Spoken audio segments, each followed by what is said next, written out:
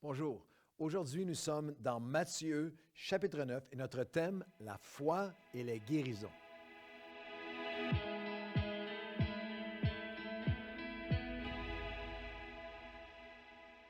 Bon matin à tous, bienvenue à votre café matinal. Quelle joie d'être avec vous et que vous soyez là pour vivre avec nous cette aventure alors que nous traversons d'ici la fin de cette année. Nous allons traverser les 4 évangiles et à chaque chapitre, on s'arrête pour un café matinal par chapitre. Alors, une pensée, un principe, une promesse, une pratique et une prière dans chacun des chapitres. Si nous sommes aujourd'hui dans Matthieu, chapitre 9, si vous avez manqué les précédents, Matthieu 1 à 8 sont déjà là pour vous. Et aujourd'hui, nous parlons de foi et de guérison, si vous désirez approfondir ce sujet de la foi tellement important.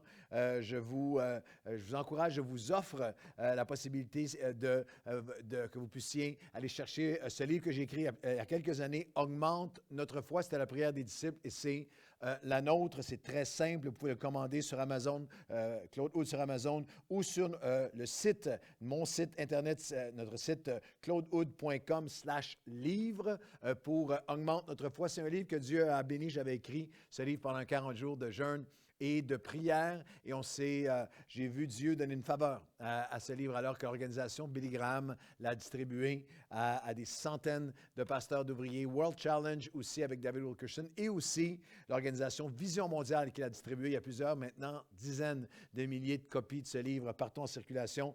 Dans la francophonie, c'était même traduit en anglais. Alors si vous voulez, si le sujet d'aujourd'hui vous interpelle, la foi et les guérisons, je vous le recommande que ça puisse nourrir votre foi. Matthieu 9 est en fait un chapitre de foi et de guérison. La foi est tout au long du chapitre, dès le verset 2, Jésus voyant leur foi. On continue dans le verset 22 du même chapitre, « Ta foi t'a guéri ». Verset 28, « Croyez-vous, avez-vous la foi que je peux faire cela ?» Et le chapitre se conclut avec cette question et cette déclaration tellement puissante, « Qu'il en soit fait selon votre foi ». C'est un chapitre, Matthieu 9, de foi et de guérison. Le chapitre foisonne de guérison. On commence avec la guérison du paralytique et par la suite, il y a une guérison. Le paralytique, c'est une guérison physique. Mais par la suite, il y a une guérison morale, humaine, de conscience, une guérison de péché, une guérison spirituelle parce qu'on a la guérison d'un terrible pécheur, un publicain, un collecteur d'impôts, Matthieu, un voleur, un fraudeur, un abuseur du peuple qui va devenir un apôtre. Et tout de suite après la guérison, il y a une succession de guérisons, toujours dans le même chapitre. La femme avec l'issue de sang, la fille de Jairus, c'est une résurrection. Versets 27 à 33, guérison d'aveugles, de muets, de démonisés. Verset 35, il guérit tous les malades. Et on a une définition du ministère selon Jésus qui est magnifique. Dans Matthieu 9, verset 35, Jésus parcourait toutes les villes et villages, enseignant dans les synagogues, prêchant la bonne nouvelle du royaume et guérissant. Enseignant, prêchant et guérissant de toute maladie, toute infirmité.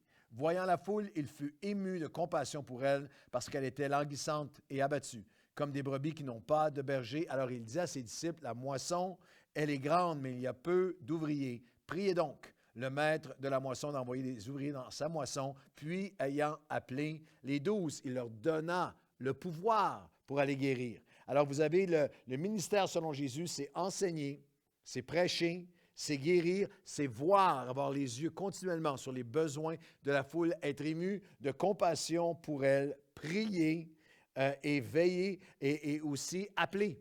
C'est ce que je fais aujourd'hui. Appeler des hommes et des femmes à comprendre notre mission de devenir. L'Église est une maison de guérison et chaque croyant appelé à manifester, à marcher dans la guérison que Dieu offre. Alors, il y a quelques principes magnifiques dans ce texte de Matthieu 9 sur la foi et les guérisons.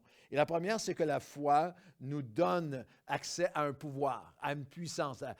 La foi donne du pouvoir, un pouvoir. Le verset 8, c'est intéressant dans Matthieu 9 et au verset 8, après la guérison d'un paralytique, nous lisons, « Quand la foule vit cela, elle fut saisie de crainte, elle glorifia Dieu, qui a donné aux hommes un tel pouvoir. » La foi nous donne accès à un pouvoir qui est surnaturel. Et la foi et la guérison et ce pouvoir surnaturel sont inséparables, indissociables. Il y a tellement de gens aujourd'hui autour de nous qui ont besoin de guérison, guérison physique, mentale, émotionnelle, psychologique, spirituelle, que tellement de gens qui ont besoin, que nous avons besoin comme croyants de réaliser à quel point je dois continuer à construire ma foi, à comprendre la foi, à construire ma foi, continuer à chercher à croître, à grandir, à augmenter dans ma foi, parce que c'est pas la foi et la guérison sont intimement reliés. La foi est un petit mot,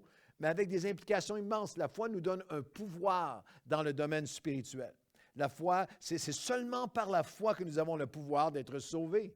C'est seulement par la foi que nous avons le pouvoir d'être guéris, d'être restaurés, d'être libérés. C'est seulement par la foi que nous pouvons lui être agréables. C'est seulement par la foi que nous avons le pouvoir de marcher par la foi et non par la vue, d'accomplir à tous les jours, dans chaque aspect de nos vies, notre appel, l'appel chrétien sur nos vies. La foi, même avec un petit comme un grain de sénévé, accomplit de grandes choses. C'est la foi qui donne vie à nos prières. C'est la foi.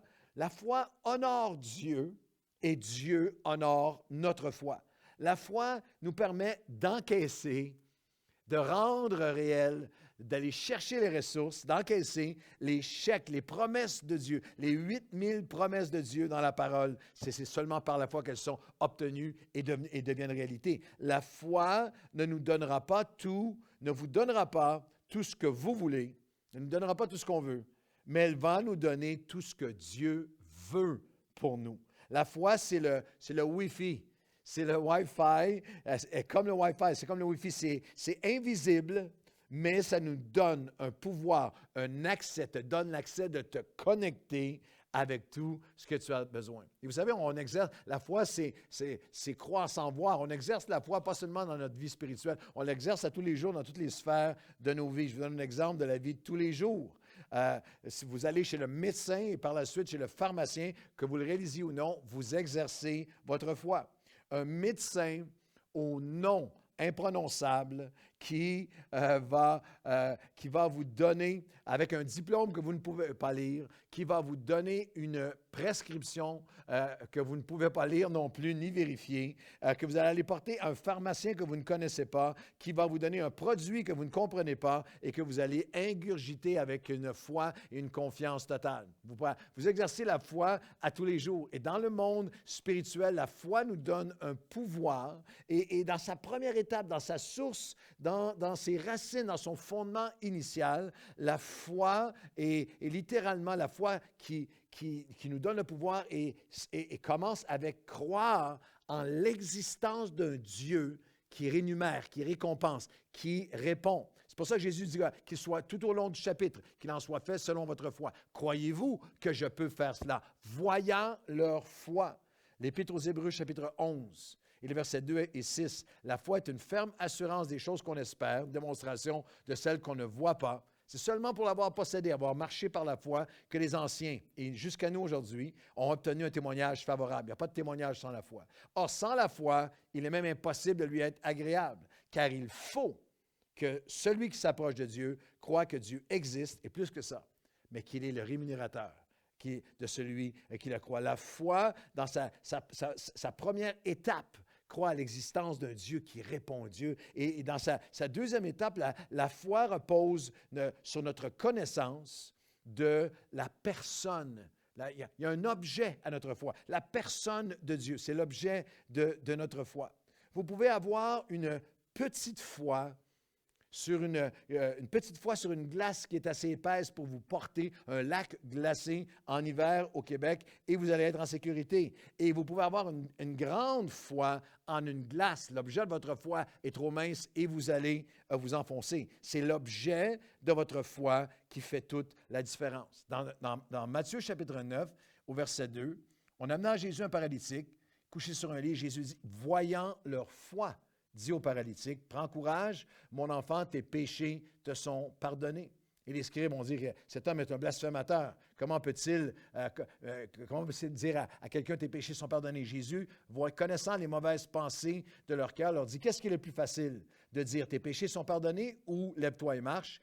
Or, afin que vous sachiez en qui vous croyez, la personne de Dieu, que le Fils de l'homme a le pouvoir, sur la terre de pardonner les péchés. Lève-toi et marche. Il prit son lit, il s'en va et se leva entièrement, complètement guéri. La Bible ne nous enseigne jamais de croire seulement, mais de croire au Seigneur Jésus-Christ. C'est lui l'objet de notre foi. C'est lui, en lui que nous mettons la personne de Dieu. Jamais la Bible n'enseigne d'avoir la foi seulement, mais tout au long des évangiles, ayez foi en Dieu.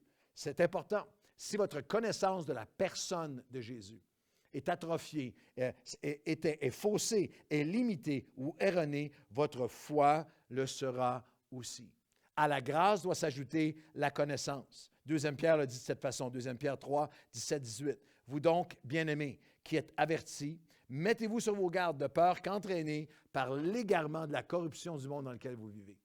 Et là, il y a une expression importante, que vous ne en veniez à déchoir de votre fermeté ou à diminuer dans votre foi, à faiblir dans votre assurance, à perdre du terrain dans votre confiance en Dieu, à ne plus être ferme dans votre connaissance de qui est la personne de Dieu. C'est pourquoi vous devez croître en ajoutant à la grâce la connaissance de la personne de notre Seigneur et Sauveur Jésus-Christ. 2 Pierre 3, 17 et 18. La foi, c'est une personne. La foi va être, c'est la dernière passée dans Matthieu chapitre 9, la foi nous donne pouvoir surnaturellement.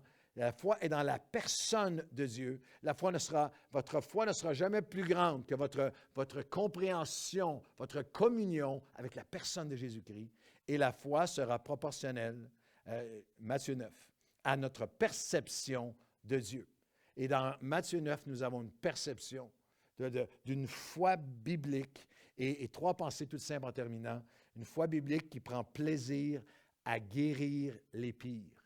Dans Matthieu 9, il y a la guérison de gens de mauvaise vie, verset 10, de publicains, de celui qui était parmi les pires des pires. Nous avons besoin de continuellement être renouvelés. J'aime ça, dans cette pensée, dans cette confiance, que la foi pour la guérison, non seulement pour la guérison physique, mais la foi pour les cas que nous considérons comme les pires. Spurgeon a dit ceci, « Une petite foi peut amener va amener ton âme au ciel, mais une grande foi va amener le ciel à toi et au pire autour de toi. » Alors, il y a notre perception de Dieu. Notre foi va être proportionnelle à une perception de Dieu qui prend plaisir à guérir les pires. Au fait que la foi n'est pas une perpétuation du passé. Vers la fin, au plein cœur de Matthieu chapitre 9, il y a Jésus qui dit, « On ne met pas une pièce de drap neuf sur un vieil habit. On ne met pas du nouveau vin dans des vieilles outres. » Notre foi doit être renouvelée. Notre foi ne peut pas reposer sur hier, ne peut pas être religieuse sur des exploits passés. Notre foi qui va être renouvelée doit changer même notre perspective. Il y a la guérison de la femme avec l'issue de sang. Il y a Jésus qui arrive dans Matthieu 9, dans la maison de Jairus. Et quel passage extraordinaire, alors qu'il, tout de suite après avoir dit à la femme, avec l'issue du sang, ta foi t'a guéri, il entre dans la maison et les joueurs de flûte sont là, la foule est bruyante, la dépouille est là, le cadavre est là, et Jésus dit, retirez-vous. Verset 24 de Matthieu 9. La jeune fille n'est pas morte, mais elle dort. Et il se moquait de lui. La foi nous permet de voir, d'avoir une perspective différente, que la situation n'est pas morte, ton mariage n'est pas mort. Cette église n'est pas morte, ton ministère n'est pas mort, ton appel n'est pas mort. Avec cette pandémie, ton futur, ton avenir n'est pas mort. Par la foi, croyez-vous que je puisse faire cela? Avez-vous la foi? Alors, on va prier ensemble aujourd'hui, comme les disciples ont prié. Seigneur, augmente notre foi qui nous donne pouvoir. Pouvoir, Seigneur, de renverser, pouvoir de guérir, pouvoir d'être renouvelé. Aujourd'hui, nous te disons, Seigneur, permets-nous d'être saisis avec cette pensée que c'est dans ta personne que notre foi doit reposer et nous devons ajouter à la grâce de t'avoir connu comme Sauveur la connaissance afin que nous soyons affermis, fortifiés, renouvelés. Ce n'est pas une foi qui peut dater d'hier, qui peut se reposer sur des exploits ou exaucements d'hier. C'est une foi aujourd'hui. Alors, Seigneur, viens nous renouveler. Nous entendons ta voix qui dit qu'il en soit fait selon votre foi. Et je prie pour la guérison la guérison de plusieurs, même au son de ma voix, qui sont en ce moment, on sommes branchés ensemble, non seulement ensemble, mais avec toi, viens guérir aujourd'hui. Guérir des vies, des cœurs, des maladies, guérir des mariages, guérir psychologiquement, émotionnellement, spirituellement. Seigneur, qu'il en soit fait selon notre foi et nous crions vers toi. Augmente notre foi aujourd'hui. Au nom de Jésus, amen et amen. Qu'il en soit fait selon votre foi. Bonne journée.